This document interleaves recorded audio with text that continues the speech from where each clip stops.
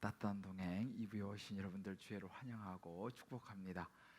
이제 코로나 상황이기 때문에 언택트로 각 가정에서 또 많은 오이코스들이 참여하고 계시고 또 현장에도 많이 오시고 또 어디에 있든지 이 시간 또 온라인으로 오프라인으로 또 대면 비대면으로 함께 하신 모든 분들 주님으로 환영하고 축복합니다. 여러분 한 분 한 분 여러분 모를지 모르겠지만 하나님이 너무 사랑하셔서 이 자리에 또 이 말씀을 듣는 자리에 있게 하신 줄 믿습니다. 우리 한번 좌우에 보시면서 이렇게 한번 인사하고 축복했으면 좋겠습니다. 정말 하나님이 사랑하시는 소중한 분이십니다. 할렐루야. 네. 오늘은 제가 인생 여행의 마지막 The last time of our life, 우리의 삶의 여행의 마지막이라고 하는 제목으로 여러분들과 함께 말씀을 좀 나누려고 하는데요. 여러분 다 아시는 것처럼 최근에 삼성 이건희 회장이 세상을 떠났습니다.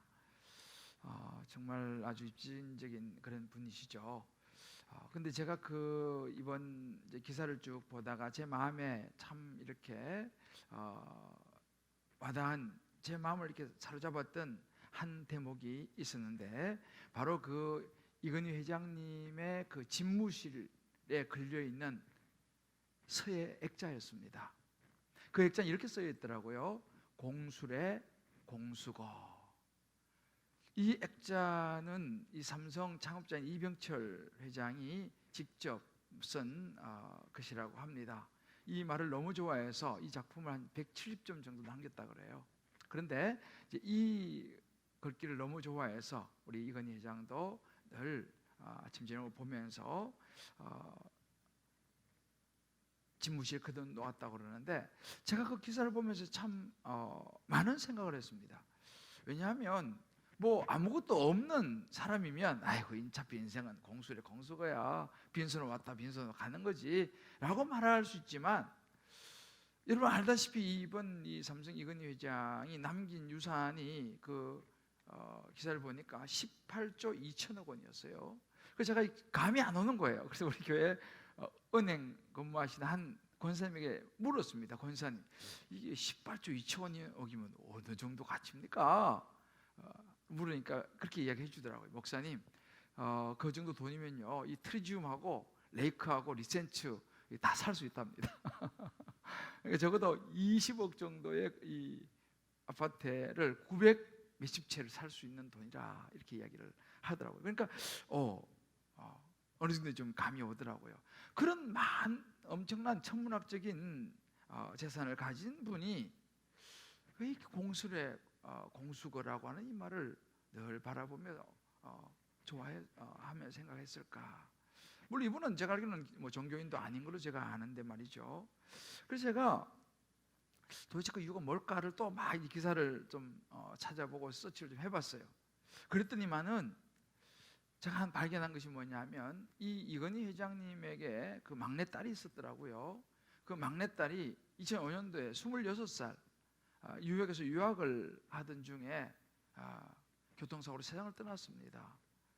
그때 이제 이 이건희 회장 부부가 이제 미국으로 날아가서 이제 장례를 치르고 하는 이런 과정 속에서 그 기사에 이렇게 있더라고요. 내 사랑하는 딸을 가슴에 묻고 돌아왔습니다. 뭐 이렇게 이야기하는 그 기사를 제가 보았습니다. 여러분 생각해 보십시오. 사랑하는 딸 아직은 너무 정말 꽃 같은 나이에 보내고 가슴에 묻고 돌아오면서 인생에 대해서 얼마나 많은 생각을 했을까, 그런 생각을 해보았습니다. 우리가 오늘 성경을 창세기를 지금 보고 있는데 보면 여기도 한 야곱이라는 인물이 나옵니다.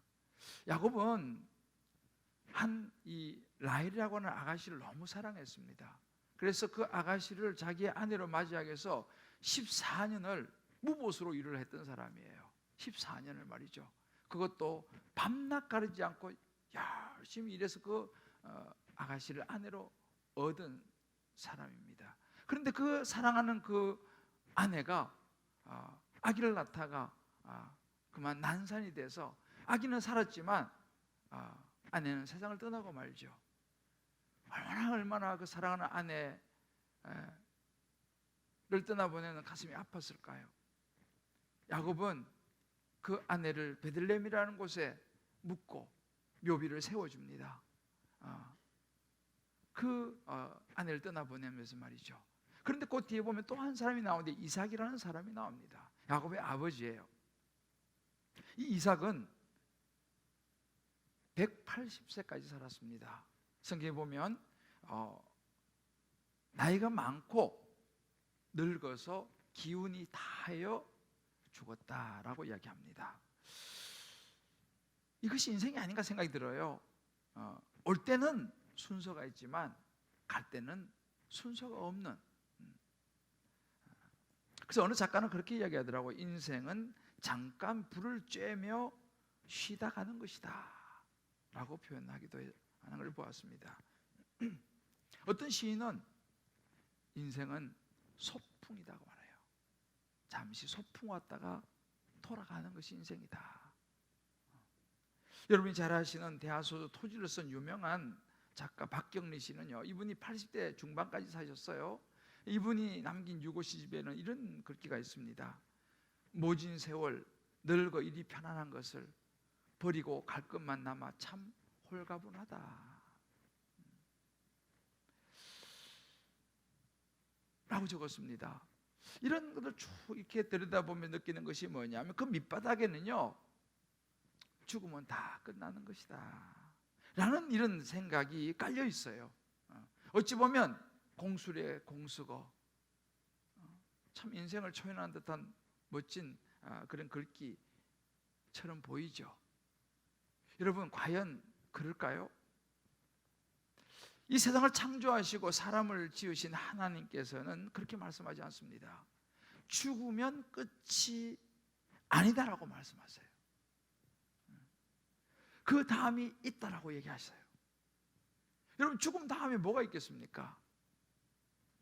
성경은요, 여러 번 이야기를 합니다. 여러분이 잘 아시는 유명한 성경 구절 요한복음 3장 16절을 보게 되면요, 하나님이 세상을 이처럼 사랑하사 독생자를 주셨으니 이는 저를 믿는 자마다 멸망하지 않고 영생을 얻게 하려 하심이라 그랬습니다. 이 말이 무엇입니까? 이 말 속에는 인생은 누구나 멸망을 향하여 걸어가고 있다고 하는 경고인 동시에 죽고 나면 다른 세계가 있다는 이야기예요. 멸망이 되든 영생이 되든 말이죠. 죽으면 그만이 아니라 그 이후에 길이 가야 될 세계가 있다는 것이죠. 히브리서 11장에 보면 많은 믿음의 선진들을 언급하면서 이렇게 이야기합니다. 이 사람들은 다 믿음을 따라 죽었으며 본향을 찾는 자, 그것도 더 나은 본향을 사모하니 하늘에 있는 것이다. 이렇게 사람들은 믿음을 따라 살다가 죽으면 뭐를 본향, 영원히 살 고향을 찾는 사람인데, 더 나은 고향, 이 땅에 잠깐 머무는 것이 아니라 영원히 거할 고향을 사모하는데 그것이 바로 하늘에 있다라고 이야기합니다. 시편 103편에는요 이렇게 이야기합니다. 인생은 그날이 풀과 같으며 그 영화가 들의 꽃과 같다. 여호와의 인자하심은 자기를 경외하는 자에게 영원부터 영원까지 이른다. 무슨 이야기예요? 우리가 다 죽으면 그만 끝이 아니라 죽음 이후의 삶이 영원한 세계가 있다라고 영혼을 성경은 분명히 우리에게 이야기해 주고 있습니다. 근데 대부분의 많은 사람들은 이런 이야기를, 이런 경고를 별로 신경을 쓰지 않습니다. 관심이 없습니다. 뭔 소리야? 죽으면 끝이지. 이 세상이 전부지. 그래서 많은 사람들이 이 세상의 모든 마음을 두고 자기가 생각하는 좋은 어떤 가치를 추구하면서 살아갑니다. 내가 생각하는 그런 삶을 그냥 멋지게 살다 가면 되는 거지 라고 이야기하죠. 많은 지성인들이 이렇게 생각하며 삽니다. 저는 이제 우리 잠실도 그렇고 우리 이제 현대인들을 많이 보면서 그래도 많은 지성인들이신데 이런 그 대목을 제가 볼 때마다 생각나는 사람이 한 사람이 있습니다. 제가 가끔씩 언급을 합니다만은 여러분 그 88 올림픽 기억하시죠? 88 올림픽 저는 그때 막 군대 제대했던 때로 기억하는데 우리나라에서 88 올림픽을 개최할 때 그 올림픽 스타디움에 모두가 조용한 그 개막식에서요 한 소년이 등장합니다. 굴렁쇠를 굴리면서. 기억나시죠? 워낙 인상이 깊었기 때문에 아마 많은 분들이 기억하실 거예요. 그 정적 속에 그 7살 먹은 소년이 굴렁쇠를 굴리며 나오는데 그때 나레신이 뭐가 나오냐면 생명과 평화를 향해 가는 뭐 이런 이제 나레신이 나오면서 정말 전 세계가 그 장면을 함께 인상 깊게 마음에 담았죠. 여러분 그 놀라운 아이디어를 낸 분이 누군지 아세요? 바로 이 인문학의 최고봉이다 라고 불리는 이 시대에 정말 이 지성인의 대표 천재라고 불리는 이어령 교수입니다. 이 시대의 지성을 대표하는 석학이라고 불리워지죠. 이분이 그 아이디어를 내셨어요. 이분은 지금까지 책을 260권을 썼습니다. 놀라운 것은 이분이 6살 때 죽음에 대해서 생각하면서 혼자 눈물을 흘렸다는 거 아니에요. 시골에서 들판에 제 굴렁쇠를 굴리면서 눈물이 나더래요. 그 정도의 분입니다. 물론 이분은 무신론자였습니다. 많은 사람들이 자주 얘기하겠습니다. 자신은 무신론자라고 여러 번 이야기를 했습니다. 그런데 이분이 70대 중반에 예수를 믿게 돼요. 이분이요. 그래서 세상이 깜짝 놀랐죠. 딴 사람 다 몰라도 이 사람이 어떻게 예수를 믿느냐. 그리고 이분이 이제 90이 다 돼 가시는데 지금은 예수님을 전하는 복음 전도자로 살아가고 있습니다.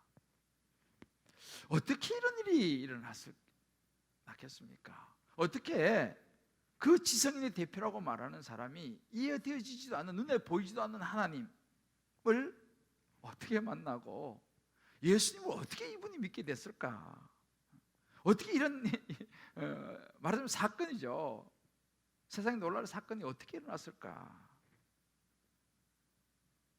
여기에는 과정이 있었습니다. 이런 교수에게는 너무 사랑하는 딸이 있었어요. 이민아라고 하는 딸이 있었는데 이 딸이 이제 공부도 굉장히 잘했죠. 그래서 이대에서 영문학을 전공하고 미국으로 건너와서 로스쿨을 다니면서 미국에서 검사가 됐어요. 똑똑하고 너무너무 잘 나가는 그런 딸이었죠. 근데 어느 날 소식이 들려옵니다. 그 정말 사랑하는 딸이 실명 위기에 놓였다는 거예요. 그래서 이게 무슨 소린가 하고 이제 급히 부부가 미국으로 날아갑니다. 가서 보니까 정말 기가 막힌 일이 벌어지고 있는 거예요. 눈이 점점 어두워져서 이제 점점 못 보기 시작하는 거예요. 그때 굉장히 충격을 받습니다. 왜냐하면 이런 교수는 자기가 하고자 하는 것은 안 된 일이 없었어요. 그때까지는요. 모든 걸 다 하면서 성취하며 살았는데 그 사랑하는 딸이 눈이 지금 점점 어두워서 안 보여가는 상황 속에서 딸을 위해서 해줄 수 있는 게 없더라는 거예요. 그때 자기가 처음으로 한계를 깨닫습니다. 내가 이거 못하는 것도 있구나. 이런 내가 이 사랑하는 딸이 좀 뭘 할 수 있는 게 없구나라고 스스로에게 절망하게 됩니다. 그래서 막 신을 원망해요. 신이 있으면 이럴 수 있냐? 어차피 사람은 태어나 고생하고 결국은 죽는 존재이긴 하지만은 그래도 그렇지 이렇게 바르고 착하게 사는 내 딸에게 어떻게 이런 일이 일어날 수 있느냐. 특별히 이 딸은 하나님을 또 잘 믿는 하나님의 뜻대로 살려고 애쓰는 아이지 않느냐 라고 이 신에게 막 원망의 말을 쏟아놓습니다. 그래서 이런 얘기를 해요. 신이시여 사후 세계가 없어도 괜찮으니 살아있는 이 딸 곁에 좀 임하여 주십시오. 이렇게 이야기를 합니다. 사후 세계 난 모르겠고 진짜 신이 살아있으면 지금 살아있는 내 딸 좀 어떻게 좀 해달라고. 이 딸이 자기의 얼굴을 더 이상 이제 볼 수 없다고 생각하니까 견딜 수가 없는 고통이 몰려왔다는 거예요. 그렇게 이제 이 딸을 향한 이 안타까움과 고통 가운데 있는데 어느 날 딸이 그렇게 얘기하는 거예요. 아빠, 나에게 소원이 하나 있어. 그 소원이 뭐냐? 아빠가 교회 나가시는 거 내가 꼭 보고 싶어요.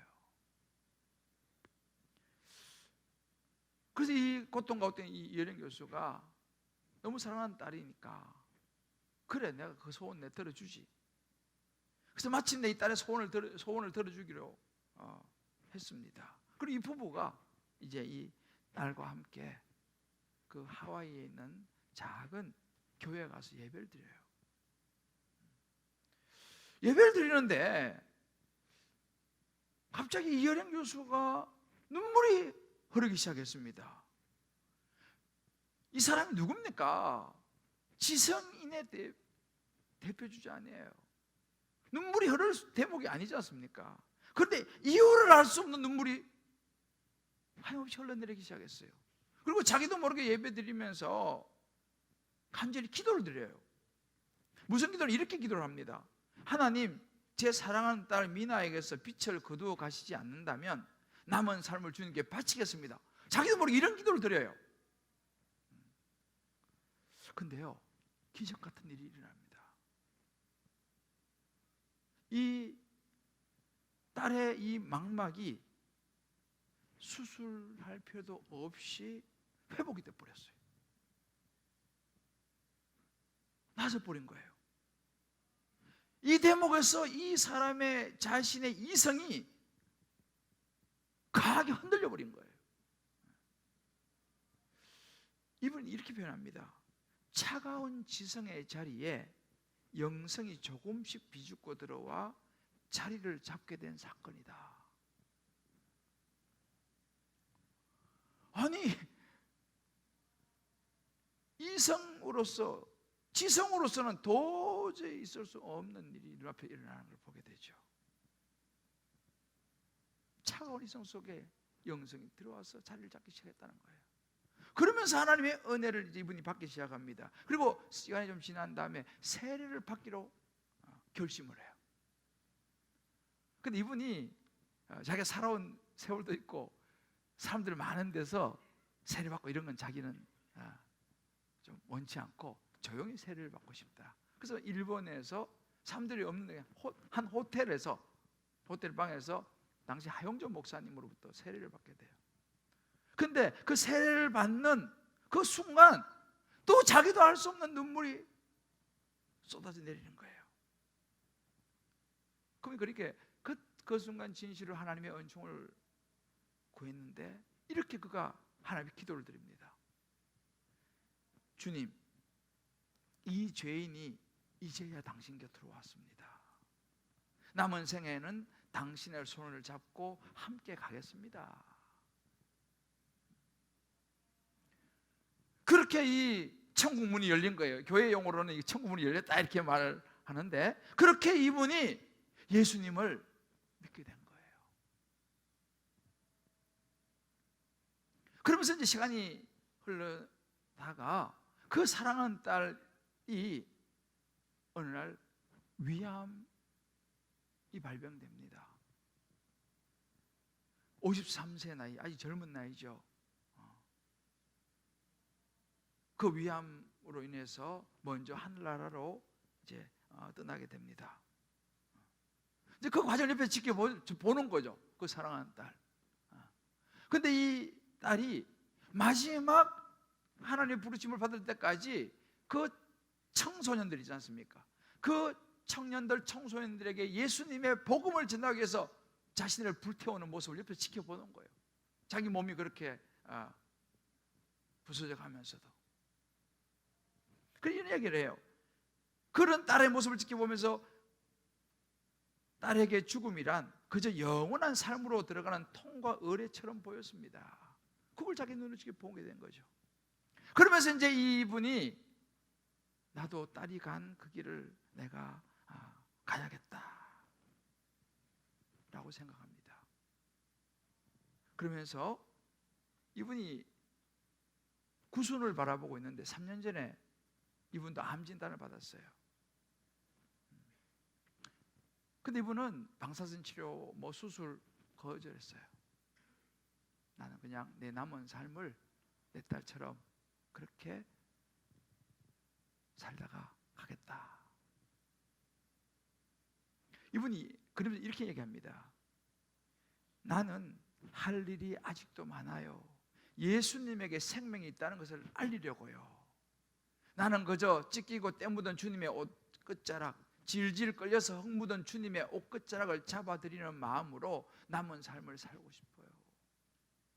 이건 딸 덕분이지요 라고 한 인터뷰에서 그런 이야기를 했습니다. 이분은 확실히 천국을 믿어요. 가끔 그런 이야기를 합니다. 이제 예쁜 딸을 먼저 보내면서 하나님을 더 깊이 만나고 지금도 그 하나님 옆에 행복하게 있을 딸을 생각하면 너무 감사하다라는 이야기를 합니다. 자기는 한때 도마와 같이 의심하던 사람이었다는 거죠. 그러면서 이런 이야기를 해요. 예수님의 부활을 믿으면 그때부터 지성은 무너지고 영성은 남게 됩니다. 여러분, 이 이어령 교수가 만난 하나님, 이 이어령 교수가 마음에 받아들인 그 예수님을 여러분들도 믿어보지 않겠습니까?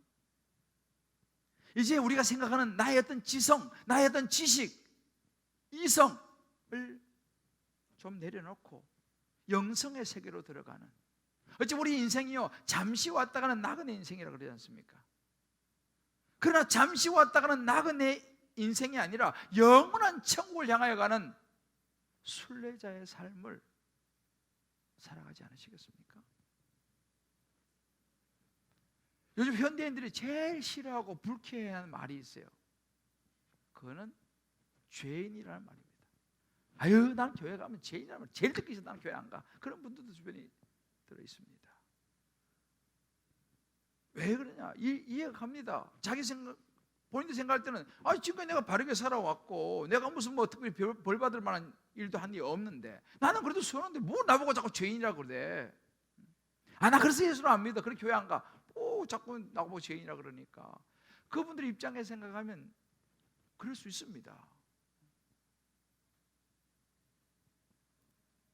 근데 여러분, 우리가요 아무리 불쾌하고 내가 죄인을 인정하기 싫다 하더라도 사실 우리가 죄인이라는 사실을 우리는 알아야 합니다. 왜 그럼 우리를 죄인이라고 말하느냐? 내가 뭐 특별하게 무슨 큰 죄를 진 것도 없는데 왜 내가 죄인이냐? 여러분, 죄에 대한 개념들을 잘 이해하셔야 돼요. 물론 그 이런 데는 나쁜 짓하고 이런 것도 죄지만은 성경은 우리에게 죄를 얘기할 때요 이렇게 얘기합니다. 요한복음 16장 9절에 보면 죄에 대하여라 함은, 죄라고 하는 것은 그들이 나를 믿지 않는 거, 이게 죄라는 거예요. 이 사람들이, 세상 사람들이 하나님을 믿지 않고 인정하지 않는 거, 예수를 믿지 않는 거, 그게 죄라는 거예요. 성경이 말하는 것은요.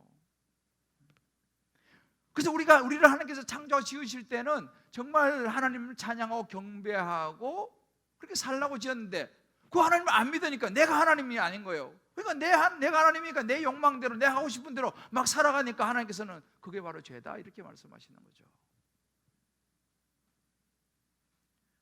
또 한 가지는요, 우리가 왜 죄인일 수밖에 없느냐면요, 성경은 죄의 싹은 사망이다라고 로마서 6장 23절에 이야기합니다. 이 말은 뭐예요? 원래 사람은요 죽음이 없는 존재를 하나님 지으셨어요. 원래 사람 죽지 않아요. 그런데 아담과 하와가 선악과를 따먹으면서 죄를 짓게 됩니다. 그때부터 죽음이 왔어요. 그래서 사람이요 살다가 죽는 것은 바로 죄의 결과라고 성경이 말하는 것입니다. 세상에 어떤 사람도 예외 없이 다 죽습니다. 이 말은 뭐냐? 세상에 죄인이 아닌 사람은 아무도 없다는 거예요. 저를 비롯해서요. 모든 사람이 죄를 범하였음에 라고 로마서 3장 23절에 말씀하고 있죠. 이렇게 보면 우리는 다 죄인이라고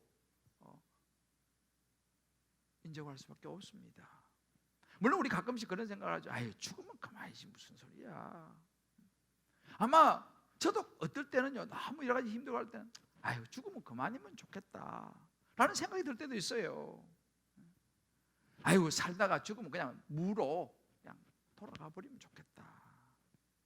그런 생각이 있잖아요. 아유, 그냥 죽고 깨끗하게 끝냈으면 좋겠다.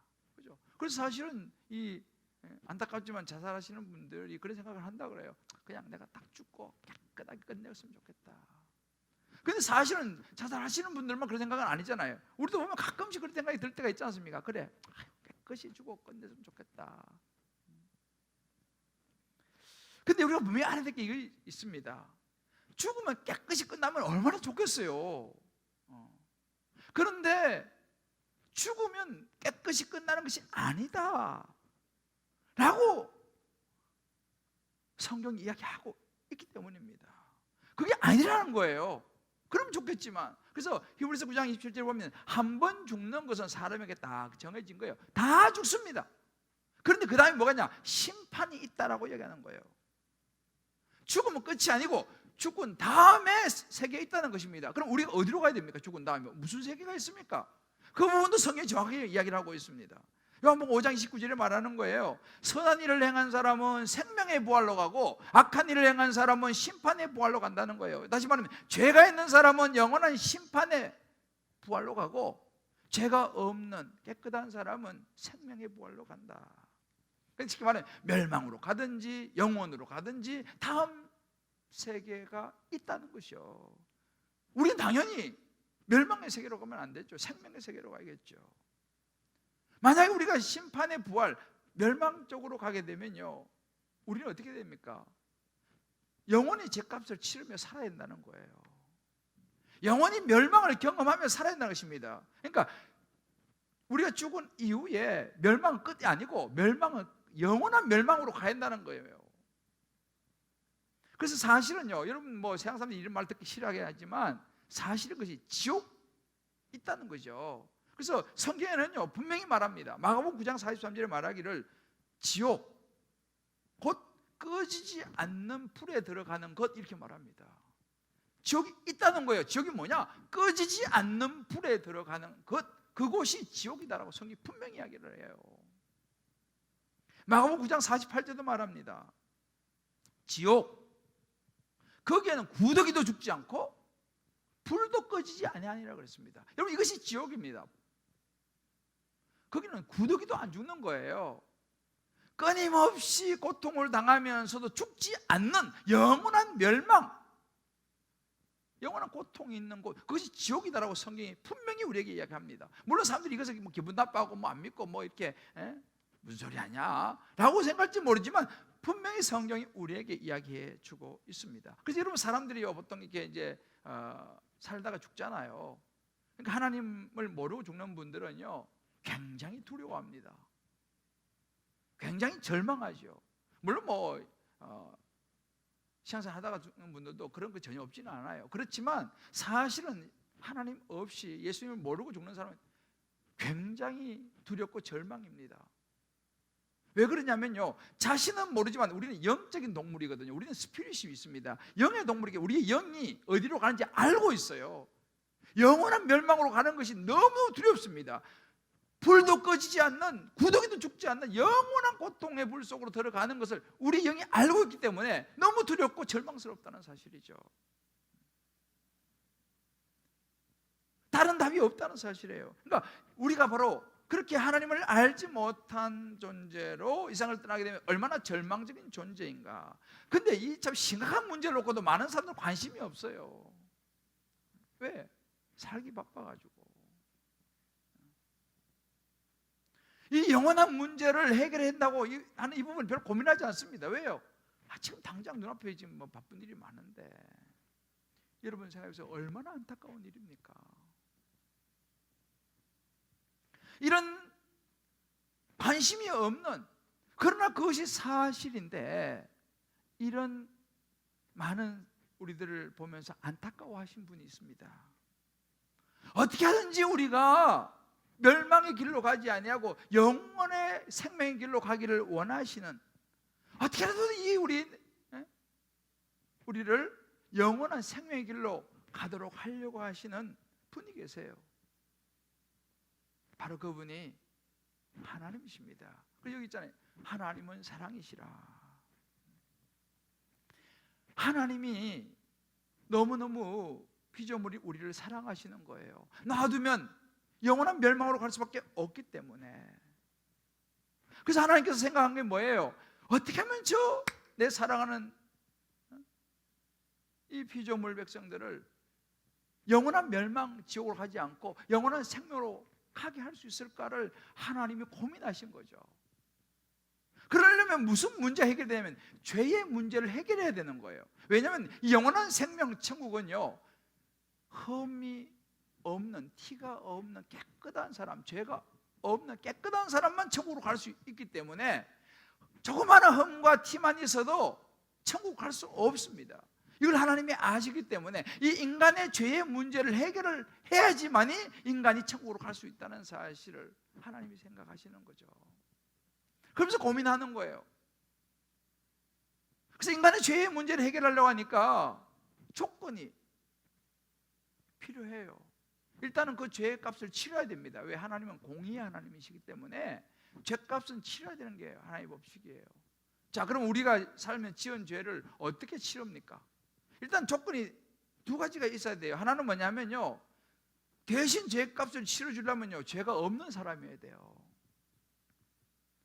나도 감옥에 죄가 들어있으면서 내가 저 사람 죄를 내가 대신 사해주고 싶습니다. 그러다고 그게 됩니까? 자기도 죄가 있으면서.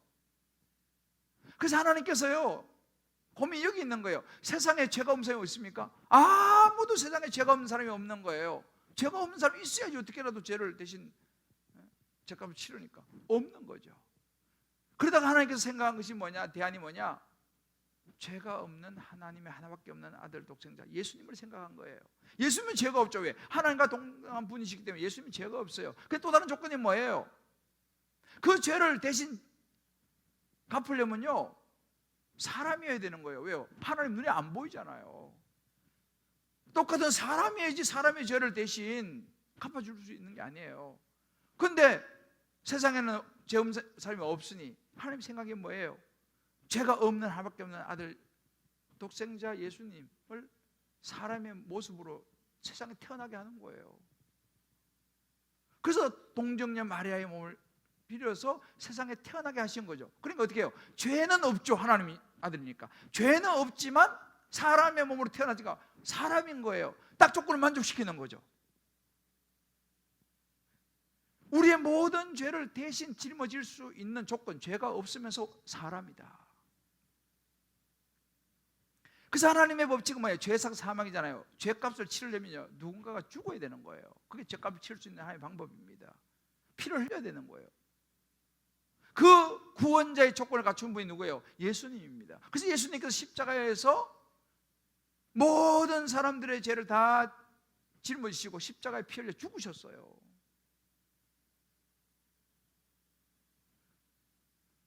그리고 다시 사흘 후에 이제 하나님의 아들로서 하나님의 신분으로 다시 부활하셔서 천국으로 올라가셨죠.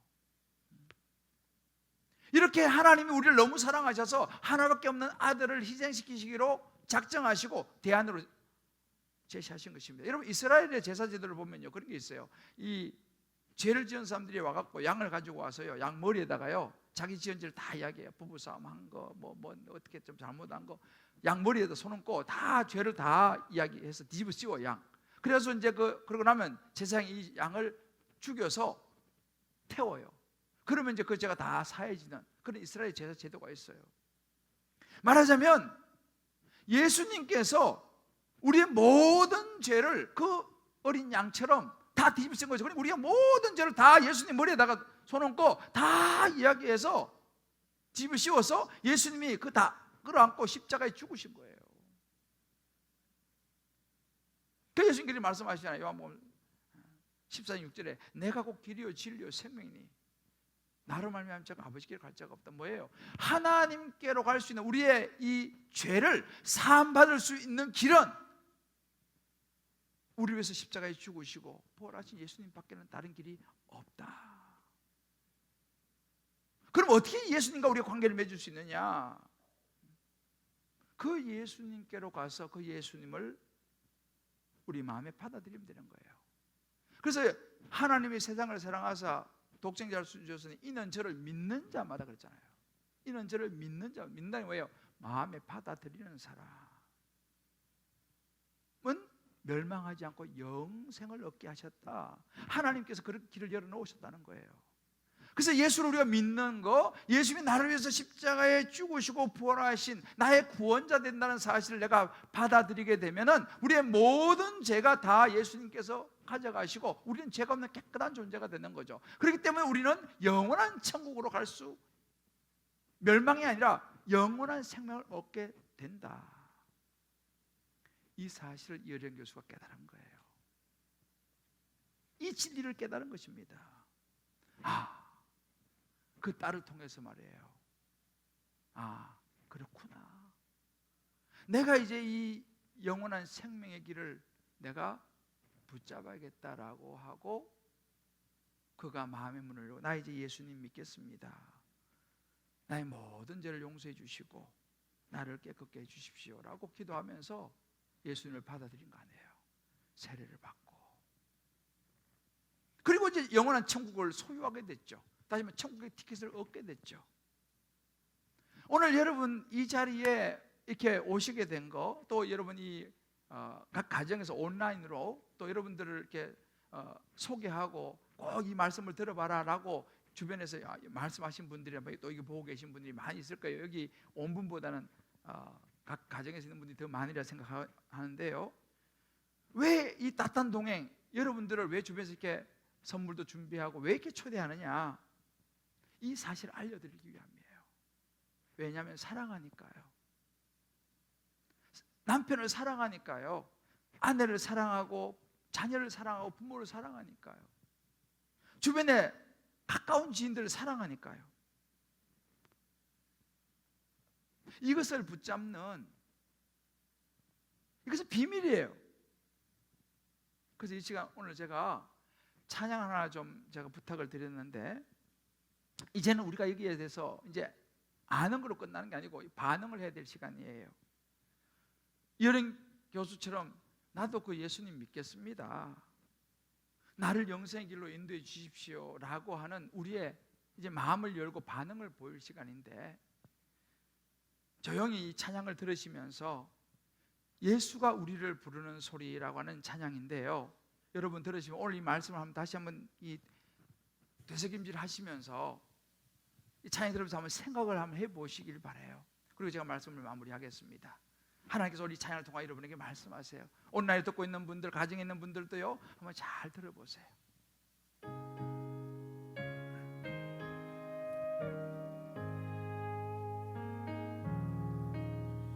예수가 우리를 부르는 소리 금성 부드러워 문 앞에 나와서 사면을 보며 우리를 기다리네.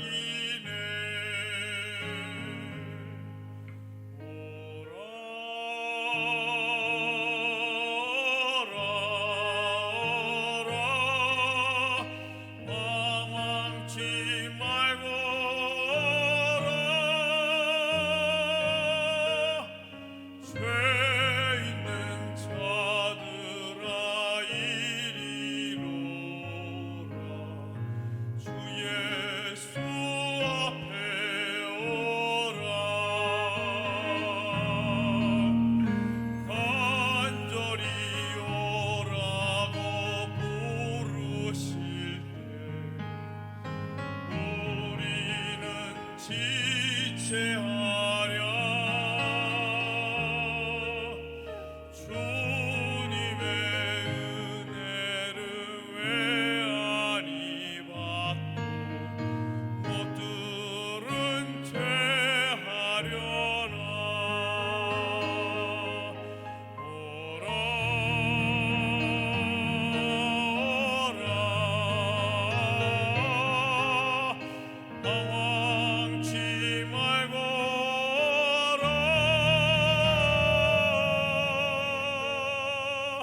죄 있는 자들아 이리로라. 주 예수 앞에 오라.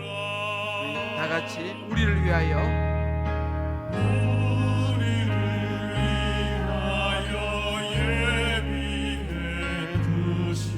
영원한 집이 있어. 죄 많은 세상을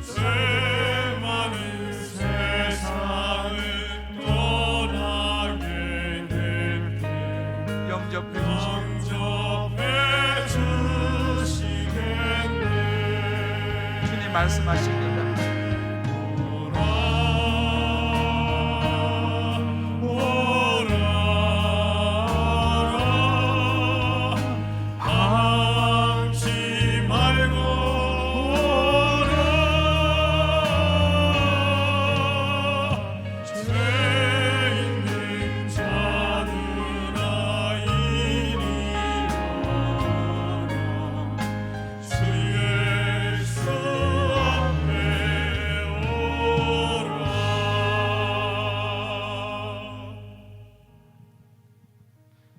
우리 주님께서 말씀을 통하여 또 이 찬양을 통하여 여러분 마음에 말씀하고 계십니다.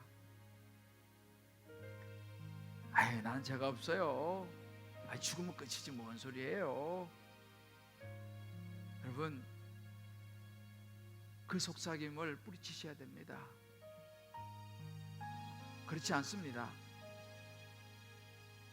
2000년의 기독교 역사에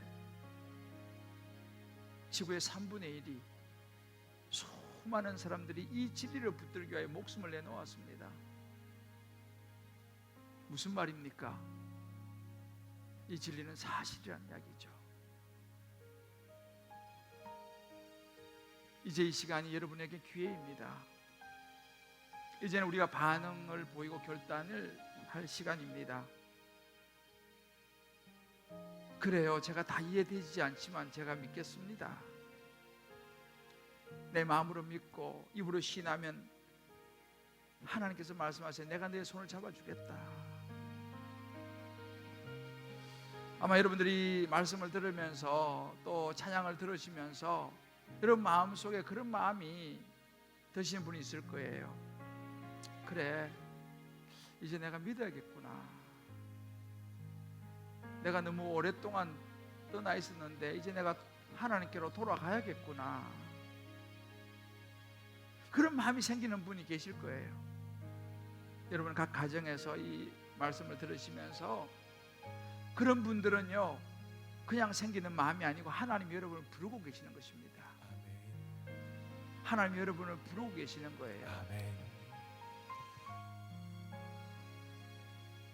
이제 이 시간 이 자리를 빌어서 여러분에게 제가 그 여린 교수님처럼 어떤 나의 이성, 지식, 지성 그걸로 하나님을 알 수는 없습니다. 그걸 내려놓고 다 이해되어지지 않지만 하나님의 이 초청의 자리로 내가 나아가야겠다. 그런 마음의 결단이 있으시기를 하나님의 이름으로 축복합니다. 아멘. 요한계시록 3장 20 이렇게 말씀하세요. 볼지어다 내가 문 밖에 서서 두드린다. 그럴 때 누구든지 내 음성을 듣고 문을 열면 내가 그에게로 들어가겠다는 거예요. 이거는 문을요 딴 사람이 대신 열어주는 게 아니에요. 내가 여는 거예요. 이 구원의 문이라는 것은요 옆 사람이 대신 열어줄 수가 없어요. 부인이 대신 열어줄 수가 없어요. 부모가 대신 열어줄 수가 없어요. 친구가 대신 열어줄 수 없어요. 자기만이 여는 거예요. 그래서 이것은 어떤 강요 이런 차원이 아닙니다. 자기만 열 수 있는 문이에요. 이게 구원의 문이에요. 주 예수를 믿으라 그러면 너와 내 집이 구원을 얻으리라 그랬습니다. 이것을 믿고 받아들이면 구원에 이르겠다고 주님 말씀하셨어요. 이제 이 시간 우리가 한번 이 부분을 놓고 기도하면서 제가 여러분을 도와드릴 텐데요, 한번 우리 조용히 한번 눈을 한번 감아보세요. 여러분 각 가정에 있는 분들도 또 이 온라인으로 보고 있는 분들도 마찬가지입니다. 마음을 딱 모아서 한번 눈을 감아보세요. 여러분들 중에는 교회 수십 년 다니신 분도 계실 거예요. 신앙생활 오래 하신 분도 계실 거예요. 아니면 처음인 분도 계실 거예요. 또 오랫동안 옛날에 믿었다가 오랫동안 또 잊어버렸다가 오늘 또 우연히 또 이런저런 계기로 이 말씀을 듣는 분도 계실지 모르겠어요. 중요한 것은 내가 신앙생활을 뭐 교회를 몇십 년 다니냐 중요한 게 아니고요, 나 개인의 예수님을 믿느냐가 중요합니다. 내 개인이 마음의 문을 열고 예수님을 초청했는 기억이 있느냐가 중요한 거예요. 죄송하지만 교회 다닌다고 다 예수님 믿는 건 아니거든요. 교회 다닌다고 다 예수님을 받아들인 건 아니거든요. 그래서 이 시간 다 내가 이해되어지진 않지만 오늘 이 시간만은 진실하게 오늘도 내 말씀을 듣고 나를 위해서 십자가에 죽으시고 부활하신 예수님 내가 이제 오늘 받아들이고, 나도 가보지는 않았지만 영원한 생명, 성경이 말씀하시는 영원한 생명을 나도 얻기를 원합니다. 아멘. 그런 마음 드시는 분이 있으시면 조금도 주저하지 마시고 오늘 여러분의 기회로 삼으시길 바랍니다. 아멘. 구원은 선물이라 그랬어요. 선물은요, 받아도 되고 안 받아도 돼요. 그건 자기가 선택하는 거예요. 그렇지만 받는 사람만 자기 것이 됩니다. 이 시간 조용히 눈을 감고 오늘 내가 이 예수님을 나도 믿고 싶습니다. 다 이해되지 않지만 나도 예수님 믿고 이런 교수님처럼 영원한 생명을 나도 선택하기를 원합니다 라는 마음이 여러분 안에 있는 분들은 조용히 눈을 감은 채로 한번 오른손을 왼쪽 가슴에 한번 얹어 보십시다. 네, 맞습니다. 이것은 자기와 하나님과 1대1의 관계예요. 가정에 계신 분도 마찬가지입니다. 어디에 계시더라도 이 말씀을 듣는 분들 그 자리에서 가슴에 손을 얹으시면 됩니다. 이 개인적인 하나님의 초청이죠. 네, 고맙습니다. 주저하지 마시고 한치 앞을 알지 못한 우리 인생이에요.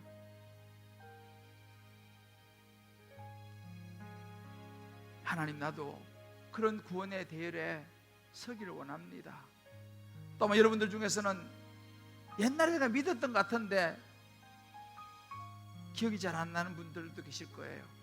그런 분들은 오늘 가슴에 손을 다시 얹으시면 돼요. 선물 2번 받는다고 해서 뭐 나쁠 거 없지 않습니까?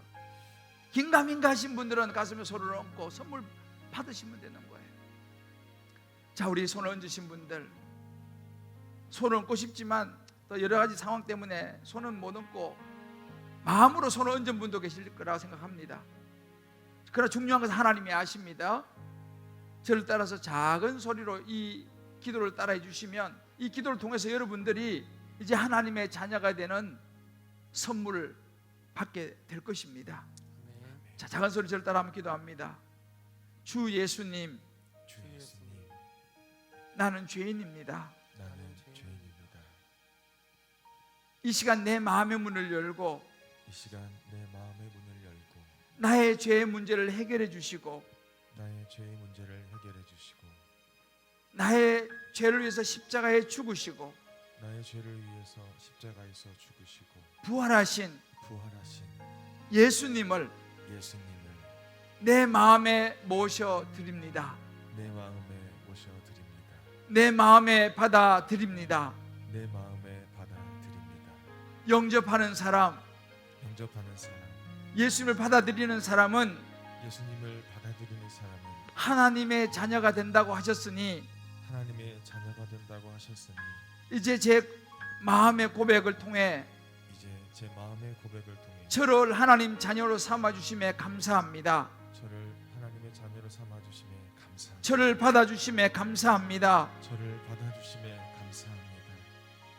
이제부터 마귀가 시험하지 않도록 마귀가 시험하지 않도록 오늘 이 순간의 나의 결단을 오늘 이 순간의 나의 결단을 평생 변하지 않게 하여 주옵소서. 평생 변하지 않게 하여 주옵소서. 구원의 선물을 주심을 구원의 선물을 주심을 감사합니다. 감사합니다. 예수님의 이름으로 기도합니다. 예수님의 이름으로 기도합니다. 아멘. 아멘. 제가 한번 기도하겠습니다. 하나님 아버지 감사합니다. 오늘 이렇게 우리가 다 이해할 수 없지만 말씀을 들으며 예수님을 내 마음에 받아들이게 됨을 감사합니다. 하나님의 자녀가 되게 하심을 감사합니다. 나를 구원하심을 감사합니다. 하나님 아버지, 오늘 마음의 문을 열고 어느 곳에 있든지 이 기도를 통하여 하나님의 자녀된 형제 자매들, 우리 모든 성도님들 하늘의 좋은 것들로 영원한 생명으로 축복들을 소유하는 자로 하나님께서 받아주신 줄 믿습니다. 영원토록 이 믿음 붙들고 살아가게 주님 역사하시고 축복하여 주옵소서. 예수님의 이름으로 기도합니다. 아멘. 아멘.